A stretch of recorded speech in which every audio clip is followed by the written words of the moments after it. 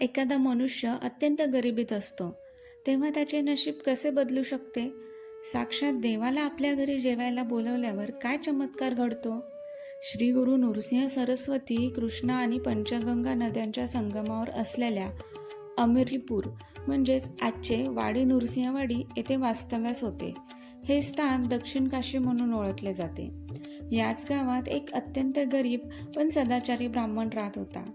तो आणि त्याची पत्नी इतके दरिद्री होते की त्यांच्याकडे जेवायला अन्न नसे. त्यांच्या अंगणात केवळ एक घेवड्याची वेल होती.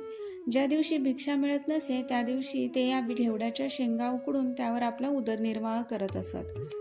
एक दिवस साक्षात श्रीगुरु त्या ब्राह्मणाच्या घरी भिक्षा मागण्यासाठी आले. ब्राह्मणाला आणि त्याच्या पत्नीला खूप आनंद झाला.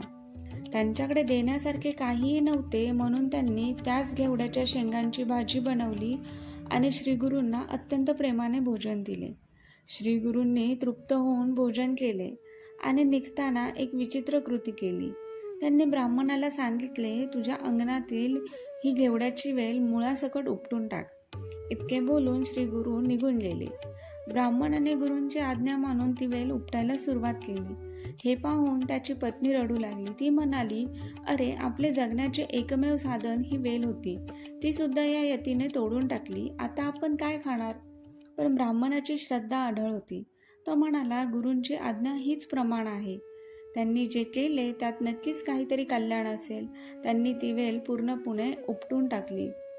ज्या ठिकाणी वेलीचे मूळ जमिनीत खोल गेले होते तिथे खड्डा पडला होता. ब्राह्मणाने विचार केला की ती जागा नीट करावी. त्याने जमिनीत खाणायला सुरुवात केली आणि काय आश्चर्य, तिथे त्याला एक सोन्याने भरलेला हंडा म्हणजेच कुंभ सापडला. त्याचे दरिद्र एका क्षणात संपले होते. ब्राह्मणाला समजले की श्रीगुरूंनी त्याची केवळ वेल उपटली नव्हती, तर त्याच्या गरिबीचे मूळच उपटून टाकले होते. तो धावत श्रीगुरूंकडे गेला, पण श्रीगुरूंनी त्याला बजावले की या गोष्टीचा गवगवा करू नकोस. ही लक्ष्मी तुझ्याकडे अखंड राहील. कधी देव आपल्याकडून काहीतरी हिरावून घेतो, कारण त्याला आपल्याला त्यापेक्षा काहीतरी मोठे आणि श्रेष्ठ द्यायचे असते. कमेंट्समध्ये श्री गुरुदेव दत्त नक्की लिहा. अध्यात्म आणि गुरुचरित्रातील अशाच प्रेरणादायी कथांसाठी आपल्या चॅनलला सबस्क्राईब करायला विसरू नका. श्री गुरुदेव दत्त.